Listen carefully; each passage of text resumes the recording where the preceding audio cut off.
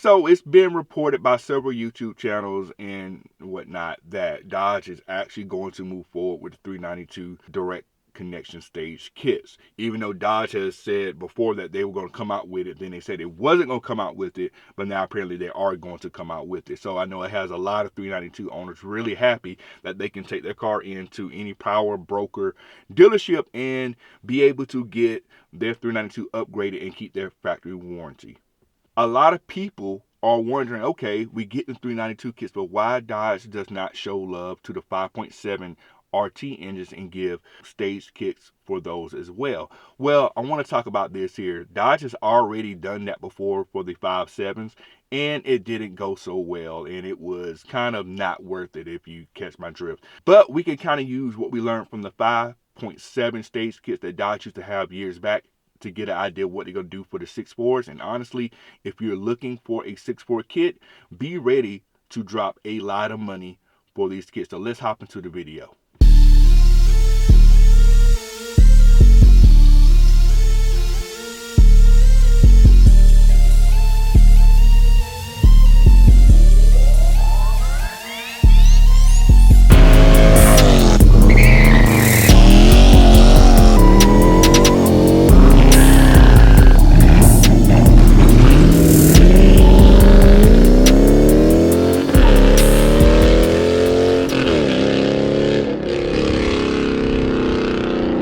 Today's video is brought to you by CarLock, the world's best GPS tracking and alert system. With CarLock, you'll be able to get various alerts to monitor your car, such as vehicle movement, vehicle vibrations, engine starting. The unfortunate event that your CarLock gets disconnected, you will get an alert for that too. You can purchase your own CarLock by clicking on the link down below. That will give you a 10% discount on your CarLock purchase, as well as use my code to get a 14-day free trial with CarLock as well. Get you a CarLock, you deserve that peace of mind. Let's get into the video. YouTube family, what is going on? Welcome back to the channel. Welcome back to another video. Thank y'all so much for tuning in to this particular video, man. If you're new here, we do a lot of car related things and we talk a lot of cars on this channel, so make sure you lock in if you haven't done so already. For those of you that have already subscribed to the channel, big salute to you for doing so, man. Let's go ahead and hop into today's video. You see the title and you see the thumbnail. Since we're talking 5.7 liter today,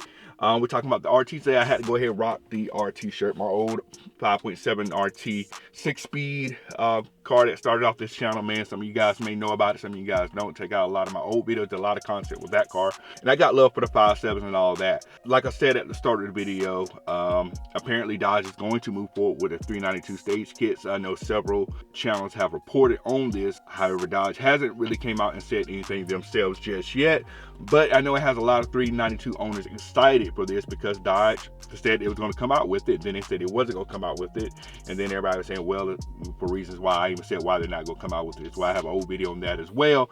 But now apparently they are coming out with it relatively soon. I think sometime maybe this time, sometime this year, maybe.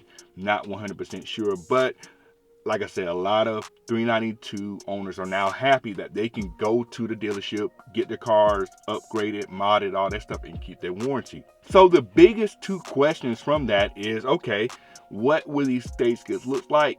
How much will these kits cost? And also for those that don't have 392s, that have the 5.7s, like how come the 5.7s do not get any love when it comes to these stage kits? Well, let's talk about all that, and really it comes down to money, and is it going to be worth it? Now, before we talk about the 392 stage kits, let's talk about the 5.7 stage kits that Dodge came out with. It's been almost 10 years ago that they came out with, and let's talk through that. That would give us kind of a clearer picture as to what we can look forward to in the 392 kits if they actually come out with them. So for those of you that are asking about the 5.7 kits, why Dodge will not come out with 5.7 kits, or why they haven't announced any, the truth of the matter is Dodge has already done kits for the 5.7 about 10 years ago, as I mentioned here. Now, the kits, in summary, were very expensive, and you did not get a lot of gains from these kits at all. They wasn't very successful. A lot of people didn't buy them, like I said, mainly because of the fact of how expensive they were to get power out of the 5.7. Now, I know a lot of you guys have 5.7s. They are built, a lot of people on YouTube and various social media platforms have 5.7s that are built and are pushing a lot of power. When you're coming out with stage kits that are factory backed from Dodge themselves, you have to be pretty conservative as to how far you can push these engines. While the 5.7 is a great engine to build on, you still can't just push it to the moon like a lot of these aftermarket tuners and these shops are doing. You have to stay within certain parameters for the engine to last. So let me talk through kind of what they did with the 5.7s, and this will tell us more what they could do for the 6.4s. So these 5.7 kits that Dodge came out with about 10 years ago, they were called Scatpack stage kits, and that is correct. And I could probably show you a picture here of what the badge and stuff looked like for it. And they came in 3 different stages for this car. We all know what these cars are capable of for horsepower wise, 375 crank horsepower, and this is kind of what these kits entailed at the time. And I will go through the gains that you got and the parts that came with it. So you had the stage 1, which was the Scatpack stage 1, and this gave you the MOPAR code air intake, MOPAR catback exhaust, and also gave you the tune, the stage 1 tune to go with that. And also it gave you a low restriction oil filter as well. This package just by itself cost you $2,195 and just gave you a total gain of 18 horsepower and 18 foot-pounds of torque over stock. This stage 1 kit kind of is similar to the pre-state kit that Direct Connection has now, but let me tell you about the other 2 stages, then we'll get back to all of that. Stage 2, this is where you got a little bit more gains here. You got the MOPAR Performance Camshaft kit, and that came with some supporting mods for that. The camshaft, you got tie bars, heavy duty push rods, and gaskets. Of course, every time you do camshaft, you got to do that stuff as well. And you also got a tune for that. And that was a total of $1,895. Now, none of this, from what my understanding is, included any labor at all. This was strictly for the parts themselves here, and this gave you a total of 12 horsepower, right? So if you're keeping track how much money we spent so far and how much horsepower we gained, you can kind of see how this wasn't worth it when it came to the 5.7s. Now for stage 3 and the last stage for these Scatpack stage kits for the 5.7s, this one was the most expensive one out of all of them so far, and it also netted the most gains as well. Stage 3 kit here came with MOPAR Performance CNC ported cylinder heads, high flow headers, high flow cats, and also the stage 3 tune on it. This gave you an additional 28 horsepower for $4,995, almost $5,000 there. And just so you guys know, this was very similar to how Direct Connection works now, that you can't get each stage until you get the previous stage. So in order to get stage 2 for that $1,895 and the additional 12 horsepower, you have to have stage 1 for the $2,100 and 18 horsepower. So each one of these stages were made to build on top of the other stage.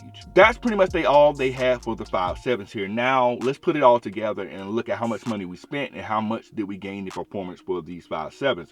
So a total before taxes, and I'm assuming before labor as well, we have spent $9,000 for all of these parts, and we've only gotten up to 428 horsepower and 442 foot-pounds of torque. So we know the 5.7 start at 375 horsepower, and it has 397 foot-pounds of torque there. So you can see what we gained there. So we went from 375 horsepower to 428, 395 foot-pounds of torque to 442 foot-pounds of torque.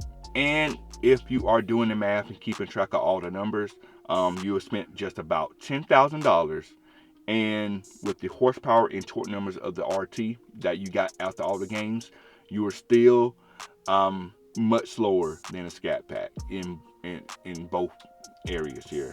The horsepower is 428 at the crank, which is Scatpack is 485 at the crank, and you have the foot-pounds of torque of 442, which is closer to the Scatpack of 475 foot-pounds of torque. You're still lacking there as well. So you do get a big jump in foot-pounds of torque there, but you're still not competing with the Scatpack, and you spent $10,000 into this car. And another thing to think about here, these are prices from 2014 to 2015. It is now 2024. And we know what inflation has done. These cars are way more expensive now, therefore parts are more expensive. Everything's expensive now. And that's kind of the nature of the beast, right? So this would be more expensive now. This $9,000 could be easily $13,000 possibly now, maybe $12,000, something like that. We know it's going to be much more expensive. It's going to be easily over $10,000 for the same thing right now, and we're just talking parts. Labor was not mentioned at all because labor can vary depending on where you are, but for parts straight up, that's what you're looking at. And I get it, right? I know a lot of you guys are turning your face and frowning up at it. Like, I know 5.7s are pushing way more horsepower than that, and I'm not doubting you, and I agree with you. There are a lot of 5.7s out there pushing way more horsepower than what these speakers can give you. But as I stated before, when you are trying to do a performance stage kit that is factory back through the manufacturer, you can't push the engine as hard, because if you push it too hard, anything that breaks on it, now Dodge is liable for that. If they break something, they have to give you whatever part or component that broke in the engine. They have to back that warranty. And also, you can tell there's no boost on there as well. These 5.7s can typically hold more pounds of boost than the 6.4, right? And this stage kit, just by itself, for the gains you're getting, it doesn't include that at all, right? A lot of people are paying just about that to boost their cars, about $10,000, a little bit more, to boost their 5.7s, then they get more gains out of that. Dodge is not going to do that, right? They're not going to allow you to have this 5.7 outperform the Scatpack in any way, shape, or form, right? That wasn't their goal. They knew they wasn't going to have that 5.7 outperform 392 engine at the time. So what we learned from the 5.7, these Scatpack stages for the 5.7, I should say, is that a lot of money spent for very little gains in the end. And this is on the engine that responds really well to mods. And now we can kind of look at that and kind of see what they could do for these 6.4s. Now, like I mentioned, stage 1 is going to be the pre-stage kit. The typical pre-stage kit that they have now includes the air filter, the tuner, the unlocked PCM, usually about a 5 horsepower gain, the thermostat as well, the 180-degree thermostat, and that's usually what that comes with stage 1. You can see this stage 1 here for the RT Scatpack stages. Pretty much almost comes with the exact same thing. We're not going to do the catback on the newer cars, because the newer cars have a really good catback system as it is compared to back in 2014, 2015. A lot of those cars at that time didn't have the active exhaust and things of that nature. The exhaust now is much more free flowing now than it was then. So it's not going to cost no $21,000. Not say $21,000, $2,100 or almost $2,200 here. They're probably going to cost more in the $1,400, maybe $1,500 range here for the stage 1, or whatever's comparable to what the Hellcats and stuff are playing. I'm pretty sure it's going to be the exact same parts there when it comes to the air filter. I mean, maybe a little bit different size air filter, of course, but the tuner and the thermostat, all the stuff is pretty much the same. So pretty much it's going to cost as much as those cars will cost. On stage 2, this is kind of where a naturally aspirated engine is going to be a little bit harder to gain power with simple mods versus the Hellcat counterparts. With the Hellcat stage kits, mainly what they're doing with these Hellcats and red eyes and things like that, they're mainly doing pulley upgrades and newing tunes. That's pretty much all they're doing. They're not doing anything major. They're not opening up the block, changing out camshafts. They're not changing out heads. They're not doing any of that stuff, especially if you have the red eye. The red eye is the exact same engine as the Demon engine with a different tune. The Super Stock is the exact same engine as the Demon engine with a different tune. So you can literally just go there, they can put the new tune on there, and it's already proven to work because they already have it in another car. Now the Hellcats that are like the 707, 17, a little bit different here, but they can just put a pulley on there, put a tune on there, and you can get more horsepower. Those engines are built for boost, right? Those engines are already built to handle way more horsepower than before. And even then, with those particular cars, we know plenty of Hellcats, Demons, Red Eyes, and stuff like that that are running out there with 1,000 horsepower right now. And you can notice none of those Dodge Direct Connect stages are pushing 1,000 horsepower, because they have to be much more conservative on the tunes and stuff like that. So this is what we're looking at in stage 2. Now just kind of get back to that really quick. So the stage 2, performance camshaft, right? So that's pretty much the main thing, performance camshaft, and you know, the supporting mods for that. Now for camshaft stuff like that for the 6.4, There are definitely a lot of options out there, but if Dodge is going to do a performance camshaft in here, they have to have one that is going to last. And if they're not going to do one that's made in-house from Dodge themselves, they're going to have to outsource it to another manufacturer that they trust. So that's another thing there, and it's probably going to cost more than $1,800. That's almost $1,900 or whatnot.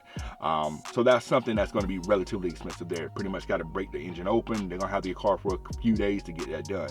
A lot of the Hellcat stuff can be done in 1 to 2 days. They're not really heavily modded things you got to do. Just pulley and tunes is really all you're doing with these Hellcat stages. But the 392, you're going to have to go into the engine and break it open and change some parts to get any gain that's going to be worth it. Stage 3 on this for the 5.7s, and if we're going to compare it to what it could do to the 6.4s, they changed out heads, they changed out to high flow headers, they changed out to high flow cats, and then the tune on top of that. Again, mods that you have to do to the engine, have to crack it open to get these type of gains, and that's $5,000 worth of parts right there. We're not counting labor, so they can do the same thing to the 6.4, some better flowing heads, maybe high flow headers, which these cars usually have some pretty decent flowing headers from factory, so I don't think that needs to be done.